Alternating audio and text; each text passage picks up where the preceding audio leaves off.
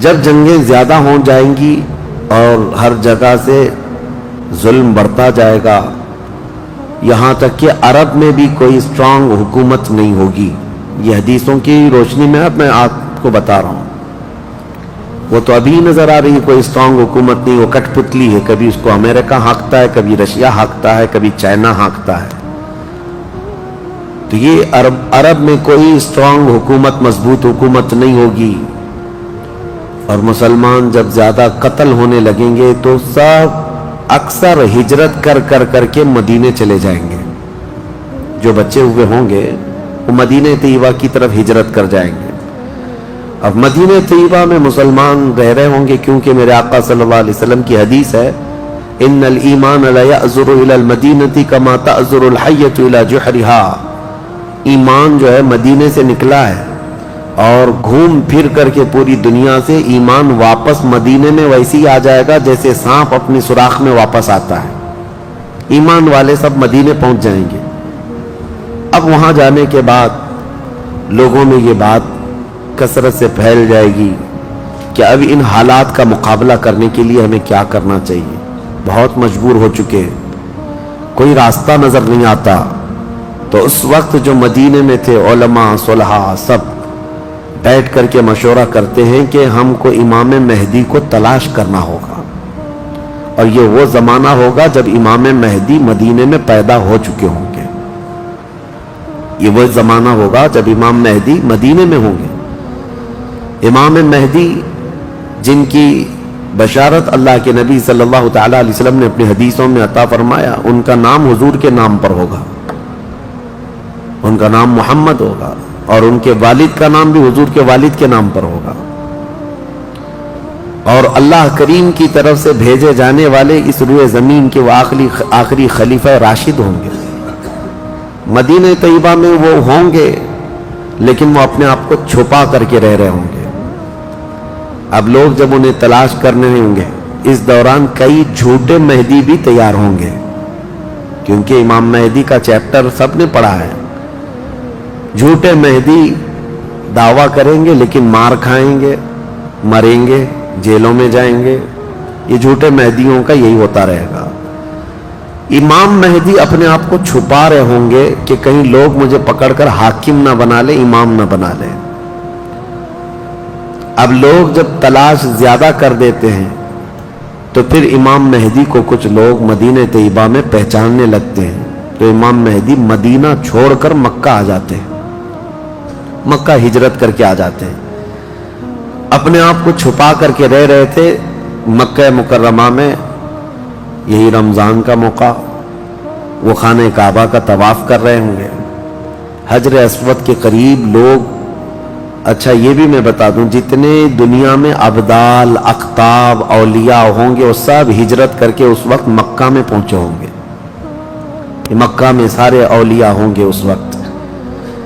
اور طواف کے دوران سب لوگ پہچان لیں گے امام مہدی کو اور ان کو پکڑ لیں گے اور ان کا ہاتھ پکڑ کر سارے لوگ کہیں گے اب ہم آپ کے ہاتھ پر بیعت کرتے ہیں، آپ امام برحق ہیں اور آپ ہمارے حاکم ہو جائیں. امام مہدی منع کر رہے ہوتے ہیں. اسی وقت آسمان سے ایک آواز آتی ہے. اس آواز میں خاص یہ کہا جاتا ہے ھذا خلیفۃ اللہ المہدی، یہ اللہ کا خلیفہ مہدی ہے. اس آواز کو سن کر سب ٹوٹ پڑتے ہیں. امام مہدی سب کو بیعت کرتے ہیں. پھر واپس یہی قافلہ لے کر مدینے پہنچتے ہیں روضہ رسول پر. میرے آقا صلی اللہ تعالیٰ علیہ وسلم کی بارگاہ میں جب پہنچتے ہیں تو اہل مدینہ بھی ان کے ہاتھ پر بیعت کرتے ہیں اور ایک پوری فوج تیار ہوتی ہے. یہ انقلاب کا دور ہے. جتنی جنگیں ان کتوں نے کی تھی، جتنا ظلم رچایا تھا پوری دنیا میں، اب ریورس ہونے کا ٹائم آ جاتا ہے. حضرت امام مہدی اس فوج کو لے کر ملک شام کی طرف جاتے ہیں. حالات ملک شام کے ایسے ہو چکے ہوں گے کہ ملک شام میں عیسائیوں کی حکومت قائم ہو چکی ہوگی. ابھی تو نہیں ہے یا انڈائریکٹ ان سے کسی کا تعلق ہے تو یہ ہمیں پتہ نہیں، لیکن حدیث میں یہ ہے کہ عیسائیوں کی حکومت ملک شام میں قائم ہوگی اور یہودی فتنہ مچا رہے ہوں گے ہر جگہ. قتل عام جو مسلمانوں کا سب سے زیادہ کرنے کی کوشش ہے وہ یہودیوں کی طرف سے ہے. امام مہدی مکہ مکرمہ سے نکل کر ملک شام کی طرف جائیں گے اور مسلمانوں کی جو قلت تھی، جو چھوٹی سی جماعت تھی، یہ جب نکل کر کے وہاں آئے گی ملک شام، بہت بڑی جنگ ہوگی جس کو ملحمۃ الکبریٰ کہا گیا ہے. امام مہدی کی قیادت میں یہ جنگ ہوگی. سارے کفار، عیسائی، یہودی سب مقابل میں آ جائیں گے. ان کی تعداد جو حدیث میں بتائی گئی ہے وہ 80 جھنڈوں کے نیچے آئیں گے اور ہر جھنڈے کے نیچے 12,000 لوگ ہوں گے. اور یہ مسلمانوں کی نہیں ہے، یہ کفار و مشرکین کی. تقریباً یہ 9,60,000 کی تعداد بنتی ہے کفار و مشرکین کی. 9,60,000. مسلمانوں کی تعداد کتنی ہوگی یہ تو نہیں پتا. اس کے بعد جنگ جب شروع ہوتی ہے، پہلے دن مسلمانوں کا 1/3 حصہ میدان چھوڑ کر بھاگ جاتا ہے. جو کمزور دل تھے وہ چلے جائیں گے. اور ان کے متعلق کہا گیا ہے کہ یہ ایسے لوگ ہوں گے جن کی توبہ کبھی نہ قبول ہوگی اور روئے زمین کے سب سے بدترین لوگ ہوں گے. وہ سب سے بدترین لوگ ہوں گے جو میدان چھوڑ کر بھاگ چکے ہوں گے. 1/3. دوسرے دن 1/3 شہید ہو جائیں گے، قتل ہو جائیں گے. تیسرے دن اللہ تعالیٰ اس مومنین کی قلیل جماعت کو فتح مبین عطا فرمائے گا. اور اس کے بعد ملک شام کے سارے انتظامات امام مہدی کے ہاتھ میں ہوں گے. دمشق جب وہ آئیں گے، دمشق کی جامع مسجد سے امام مہدی اپنے انتظامات و انصرامات کو سنبھالیں گے. پھر وہاں سے امام مہدی اسی فوج کو لے کر قسطنطنیہ جو موجودہ استنبول ہے اس کو فتح کرنے کے لیے نکلیں گے. اس وقت وہ بھی عیسائیوں کے ہاتھ میں ہوگا. اب جب امام مہدی یہاں آئیں گے، صرف ایک ہی دن میں قسطنطنیہ یعنی استنبول فتح ہوگا. اور اس کی بھی کیفیت بتائی گئی ہے، مسلمانوں کے صرف نعرے تکبیر سے فتح ہوگا. صرف اس لیے کہ ایسی ہیبت طاری ہوگی ان کفار و مشرکین کے دلوں میں. پورا شہر فتح ہوگا. امام مہدی یہ شہر فتح کر کے واپس ملک شام آئیں گے، دمشق میں آئیں گے. اب یہ وہ وقت ہوگا جب امام مہدی مسجد سے انتظامات و انصرامات سنبھال رہے ہیں. اور کثیر جنگیں اس وقت بھی ہوں گی، لیکن ہر جنگ میں اللہ تعالیٰ امام مہدی کو فتح عطا فرمائے گا. ہر جنگ میں. اور یہودی دسیسہ کاری کر رہے ہوں گے، امام مہدی کو ختم کرنے، قتل کرنے کی بہت کوششیں کر رہے ہوں گے. پھر امام مہدی ان یہودیوں سے لڑتے رہیں گے. اس وقت اللہ کی بارگاہ میں امام مہدی بھی دعا کرتے ہیں کہ مولا ان ظالموں سے ہمیں نجات عطا فرما. اور یہودی بھی جگہ جگہ اس بات سے پریشان ہوں گے کہ امام مہدی نے ان کا بیڑا غرق کر رکھا ہے. جہاں جاتے مقابل میں یہ شکست کھاتے ہیں، مر جاتے ہیں، اور ان کے مقابل میں کوئی آ نہیں پا رہا ہے. تو پھر ایران کے ایک علاقے میں یہ یہودی کثرت سے دعا میں مشغول ہوں گے. یہ وہ زمانہ ہوگا جب عراق اور شام کے بیچ میں دجال ظاہر ہوگا. دجال جس کے متعلق حدیث پاک میں تفصیلاً بہت ساری باتیں آئی ہیں. دجال آئے گا، وہ ایک آنکھ سے کانا ہوگا. آنکھیں دونوں ہوں گی، ایک آنکھ اس کی نظر آئے گی اور اس کی آنکھ کے کنارے کافر لکھا ہوا ہوگا جس کو مسلمان دیکھ کر پہچان لیں گے. اور وہ بڑا بھاری بھرکم طاقتور ہوگا اور اللہ تعالیٰ اس کو بہت سارے خارق عادات چیزیں عطا کرے گا. وہ ظاہر ہوگا اور سب سے پہلے یہودیوں میں آ کر کے ہی بیعت لے لے گا، یعنی اپنے آپ کو پہلے رسول بنائے گا. اور پھر سارے یہودی، حدیث پاک میں تو ہے کہ اصفہان ایران کے 50,000 یہودی اس کی فوج میں شامل ہوں گے. ہاں، جس کو یہ مسیحا کہتے ہیں اور اس کے انتظار میں بلیاں چڑھا رہے ہیں. یہ ظاہر ہوگا عراق اور شام کے بیچ میں ہے. اور پھر یہ سب یہودی دجال کی فوج میں شامل ہوں گے. دجال ایسے نکلے گا روئے زمین پر، حدیث پاک میں یہ سب ملتا ہے کہ وہ آسمان سے گاہے گا تو آسمان سے بارش برس جائے گی، زمین سے سبزہ نکلنے لگے گا، کسی کو مار کے دوبارہ زندہ کر کے دکھائے گا، یہ سب چیزیں وہ کر کے دکھائے گا، یہاں تک کہ چلتے چلتے زمین سے کہے گا تیرے اندر جتنے خزانے ہیں نکال، زمین پورے خزانے باہر کرے گی، اور جب وہ آگے چلتا رہے گا تو یہ خزانے شہد کی مکھیوں کی طرح اس کے پیچھے جھنڈ کی طرح چلتے ہوں گے خزانے، اور دنیا کے لالچی لوگوں کو ایک سکہ ہی چاہیے بس، جس کے پاس مال ہے اس کے پیچھے غلامی ہے۔ بہت بڑا فتنہ ہوگا، بہت بڑی آزمائش ہوگی، لیکن جو ایمان والے ہیں حدیث میں ہے اس دن بھی وہ نہیں بہکیں گے، اس دن بھی وہ نہیں بہکیں گے، وہ غضب کا ایمان ہوگا ان لوگوں کا۔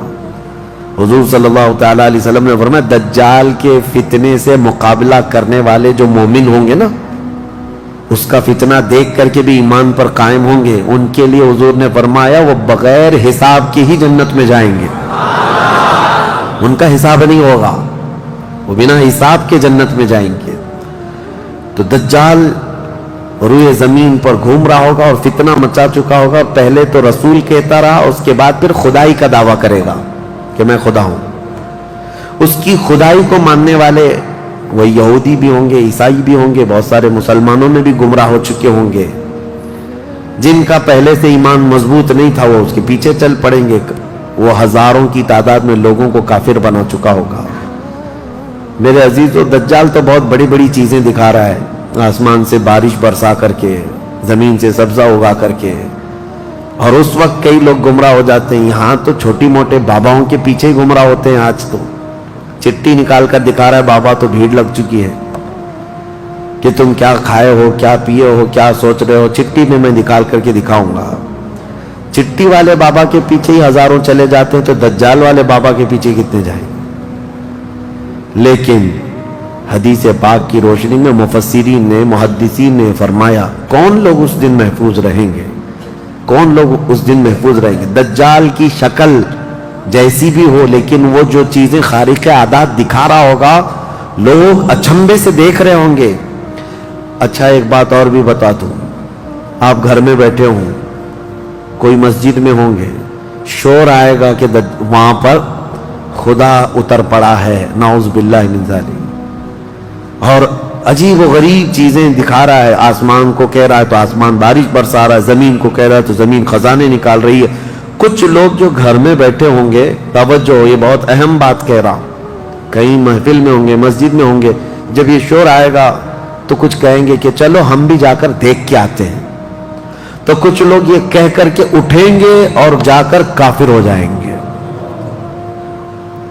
اور کچھ لوگ وہ ہوں گے جو جیسے سنیں گے اپنے آپ کو گھر میں ایسے مضبوط بند کر لیں گے کہ ان کو ہوا آنے کی بھی خواہش نہ رہے، اس طرح اپنے آپ کو محفوظ کر لیں گے۔ اور بزرگوں نے لکھا ہے کہ اس وقت اس کے فتنے عروج پر ہوں گے، لوگوں میں صرف اور صرف چرچا یہی ہوگا۔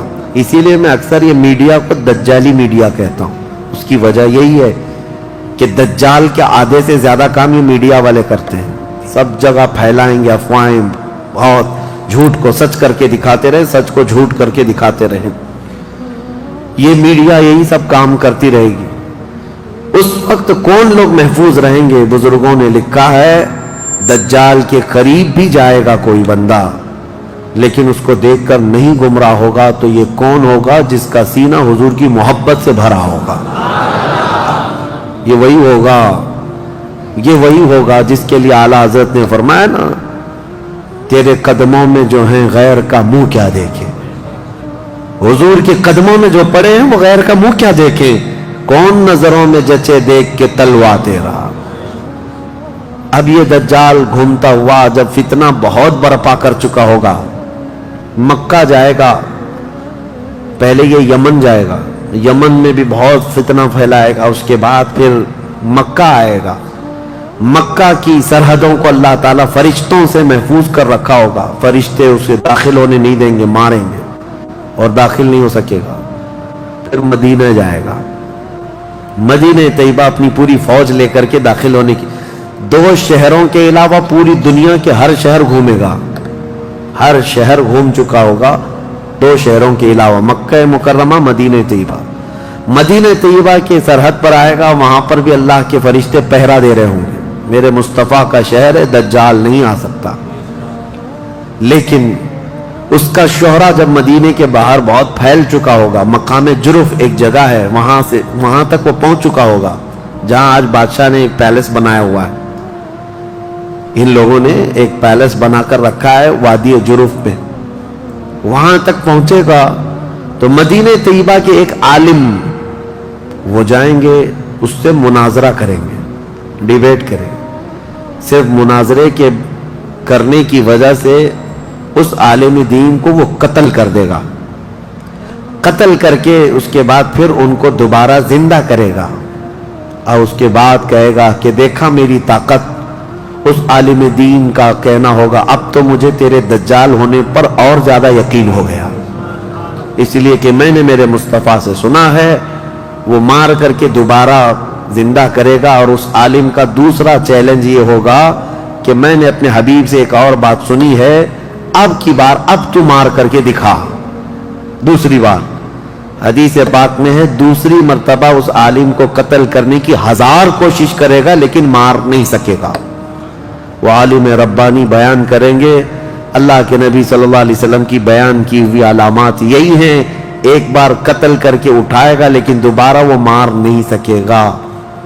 یہ فتنہ پھیلا ہوگا دجال کا، اور یہ گھومتے پھرتے ملک شام پہنچے گا جہاں امام مہدی ہوں گے.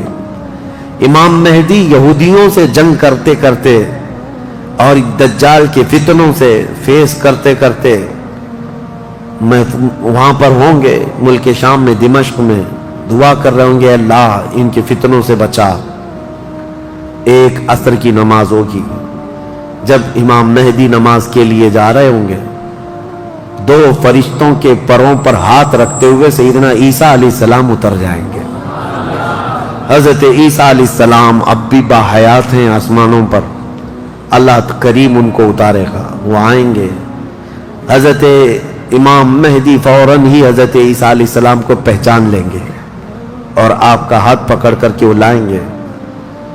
اور امامت کے لیے جب وہ آگے بڑھائیں تو عیسیٰ علیہ السلام نماز نہیں پڑھاتے.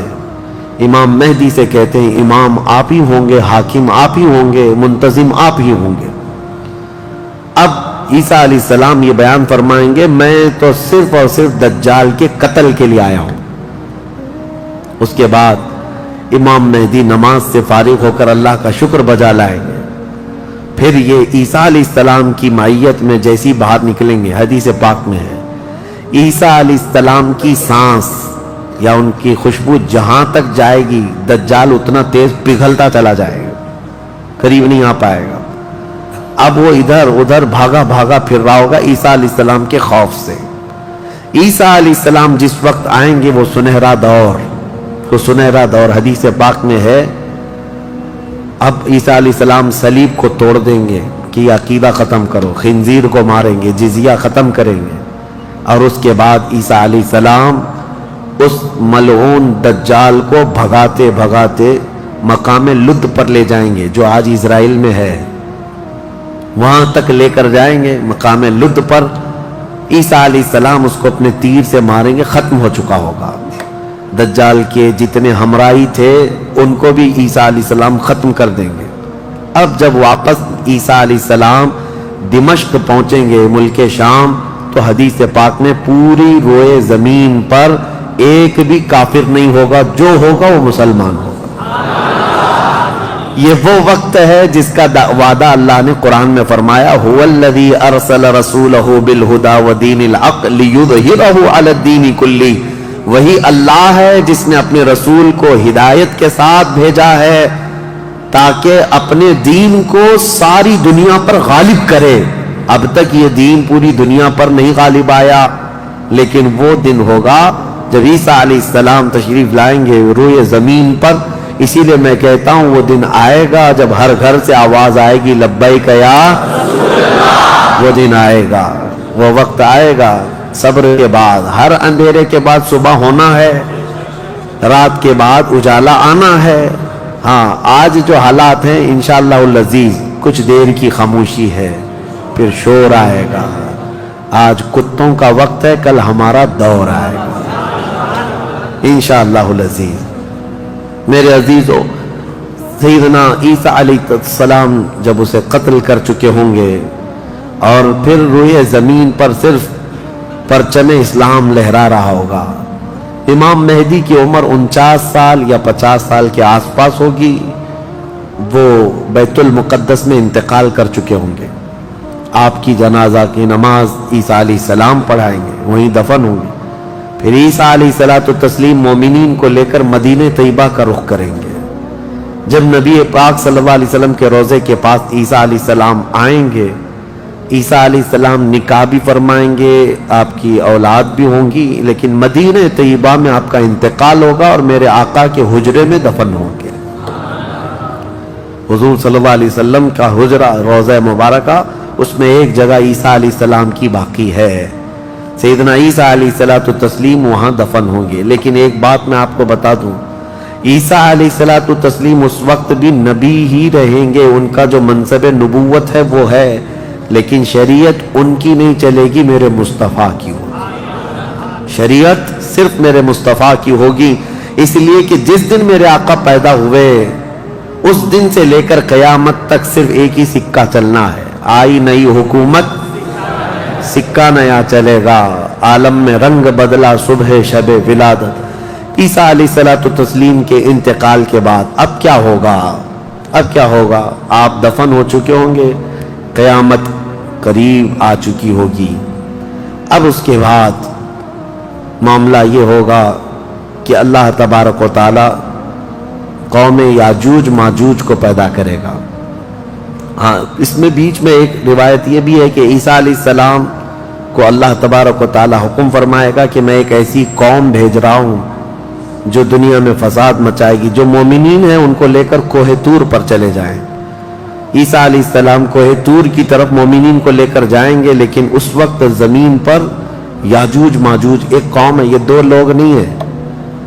بہت سارے لوگوں کے ذہن میں ایسی بات آتی، یاجوج ماجوج دو آدمی ہوں گے، دو آدمی نہیں ہے، بہت بڑی فوج ہے، بہت بڑی فوج ہے، اور یہ ابھی موجود ہے، یافس بن نوح کی اولاد میں سے یہ ایک جزیرے میں قید ہے، وہ واللہ عالم، لیکن قرآن میں 16ویں پارے میں اس کا ذکر ہے کہ حضرت سکندر ذوالقرنین نے ایک لوہے کی پگھلا کر کے پہاڑوں کے بیچ دیوار بنا کر ان کو قید کر رکھا، یہ قوم آ نہیں سکتی، لیکن قیامت کے قریب وہ سد سکندری جو باندھی ہوئی دیوار ہے وہ ٹوٹ کر گر جائے گی، یاجوج ماجوج پورے باہر نکل آئیں گے، اور جیسے آئیں گے وہ جس ندی کے کنارے سے گزریں گے پورا پانی پی جائیں گے، وہ جو درخت ملے جو کچھ بھی ہو سب کھا جائیں گے، کچھ بھی نہیں، یہاں تک کہ یہ وہ زمانہ ہوگا حضرت عیسیٰ علیہ السلام ابھی موجود ہوں گے، ان کے انتقال سے پہلے ہی یہ یاجوج ماجوج آئیں۔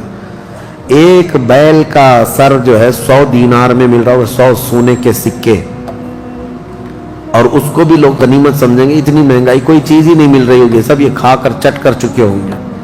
پھر عیسیٰ علیہ السلام کی دعا سے ہی اللہ کے نبی عیسیٰ علیہ السلام یہ عرض کریں گے، مولا اس ظالم یاجوج ماجوج سے ہمیں نجات عطا کر۔ اللہ تبارک و تعالیٰ ایک بیماری ان کی گردن میں پیدا کرے گا، وائرس آئے گا ان کو بھی، یاجوج ماجوج کو، اور واللہ عالم اس وقت کا کون سا کورونا ہوگا، کون سا آئے گا، لیکن اس وائرس سے ایک ہی دن میں وہ پوری فوج مر جائے گی، اور مرنے کی وجہ سے پوری روئے زمین پر اتنی بدبو پھیل جائے گی، تعفن، اٹھانے والا کوئی نہیں ہے ان کی لاشیں۔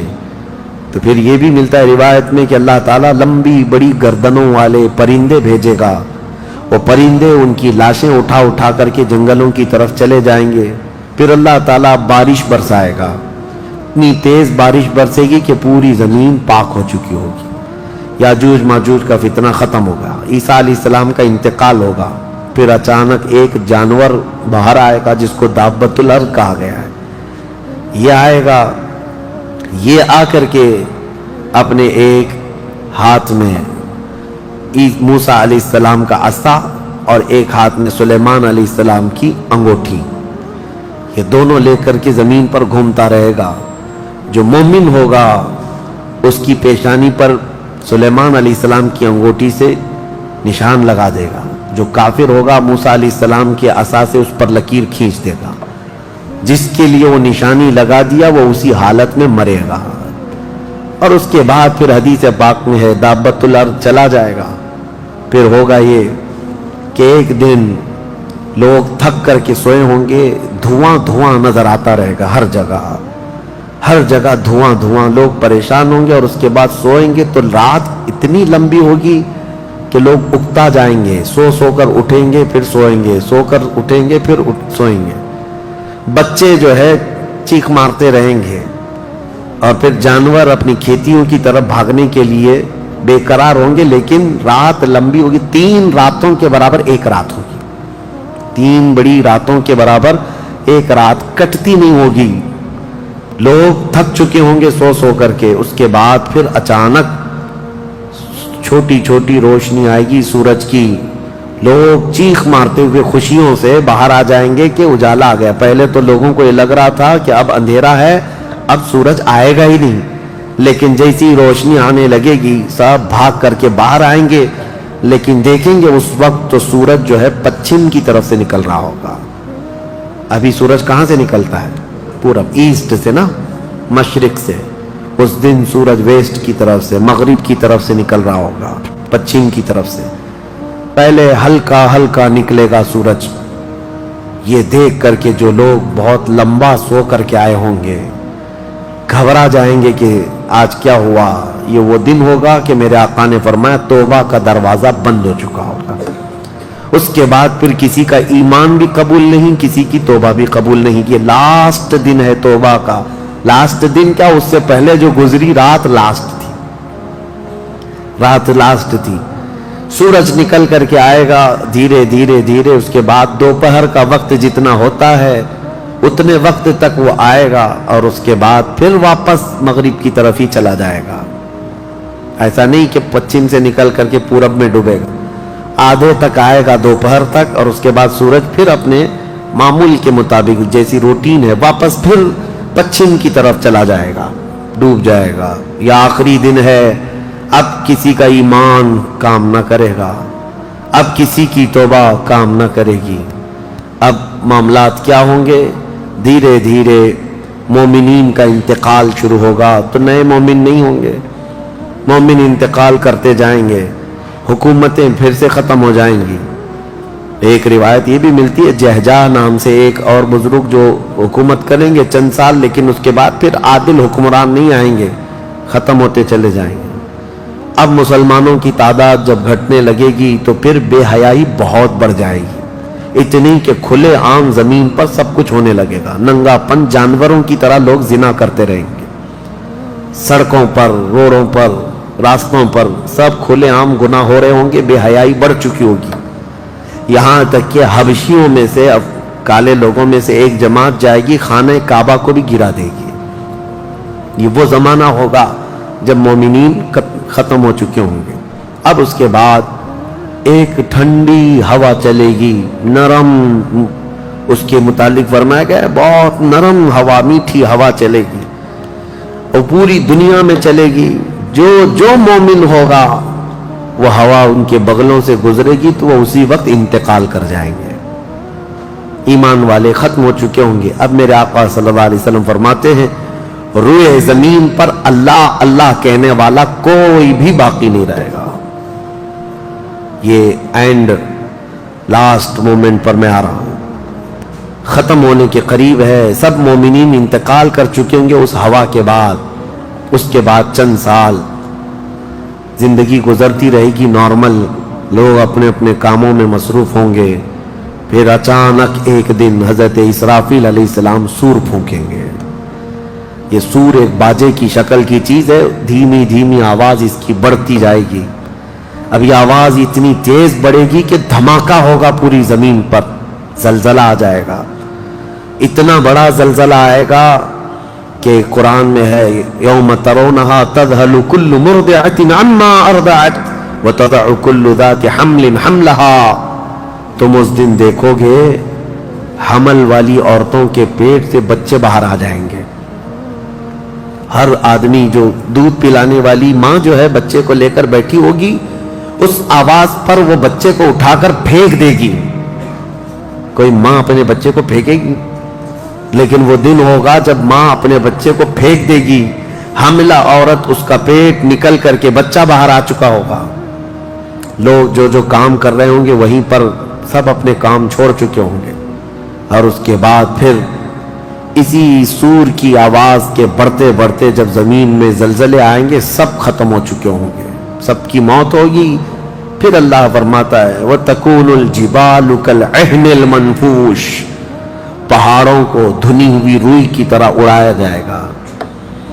اِذَا الشَّمْسُ كُوِّرَتْ وَإِذَا النُّجُومُ انْكَدَرَتْ وَإِذَا الْجِبَالُ سُيِّرَتْ، جب تم دیکھو گے سورج کو کالا کر دیا جائے گا، تارے آپس میں ٹکرا دیے جائیں گے، پھاڑ دیے جائیں گے، اور سمندروں میں آگ لگا دی جائے گی، یہ سب پوری دنیا تہس نہس ہو چکی ہوگی، ختم، یہ قیامت ہے۔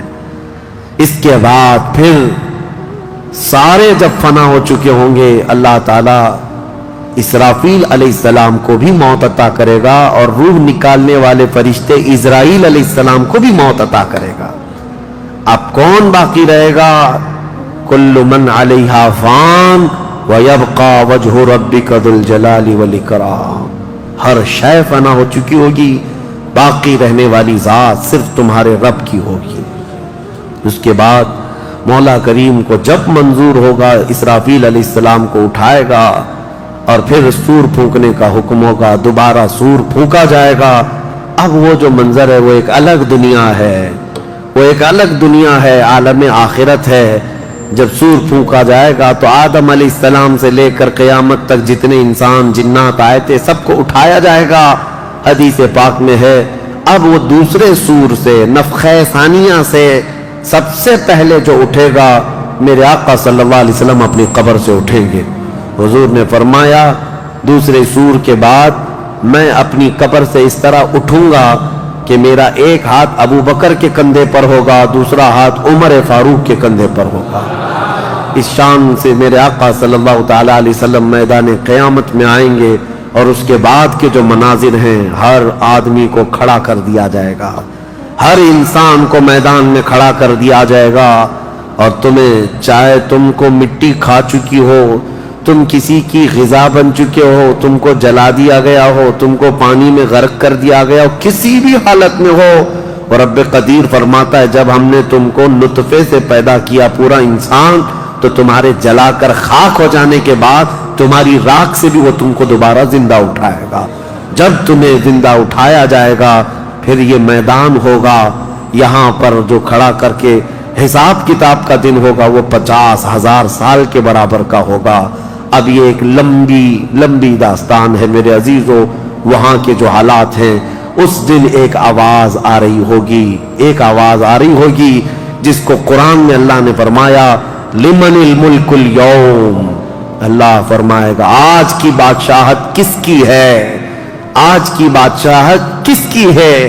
پھر مولا خود فرماتا للہ الواحد القہار، ایک قہر کرنے والے خدا کی آج حکومت ہے۔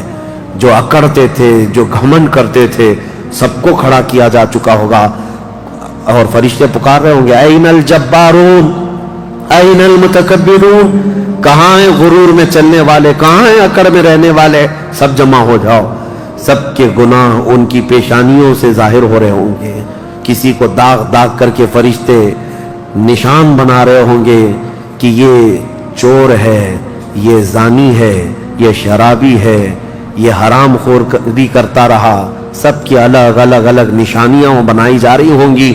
اس بھرے محشر کے میدان میں ہمارے لیے کون ہے میرے عزیزو؟ ہم اسی رب ذوالجلال کو منانے کے لیے آج آئے ہیں۔ اس تصور کے ساتھ اب ہم کھڑے ہو کر اس کا ذکر کریں گے کہ مولا آج ہم تجھے منا رہے ہیں، تو ہم سب سے صلح فرما لے، کل بھری قیامت کے دن ہمیں ننگا اور ذلیل ہونے سے محفوظ فرما لے، اور قیامت کا دن ہوگا انشاءاللہ العزیز میرا رب اسی ذکر کی مجلس کی برکت سے ہماری بخشش کا اعلان فرمائے گا۔ وہ دن کتنا خوبصورت ہوگا، ذرا تصور کرو کہ اس ذکر کی مجلس کو اللہ تعالیٰ ذریعہ بنائے، اور قیامت کے دن جب سب کھڑے ہوں گے لاکھوں کی تعداد میں، اور تمہارا نام پکارا جا رہا ہوگا فلاں کا بیٹا فلاں کہاں ہے، تم گردن اونچی کر کے دیکھ رہے ہوں گے کیا ہے میرے حساب میں، کیا ہے میرے پلے میں؟ تو فرشتے کہیں گے اللہ کی طرف سے حکم آیا ہے، تیرے لیے جنت ہے، تیرے لیے جنت ہے۔ کھڑے ہو جائیں اور ذکر کے لیے تیاری کریں۔ وآخر دعوانا ان الحمد للہ رب العالمین۔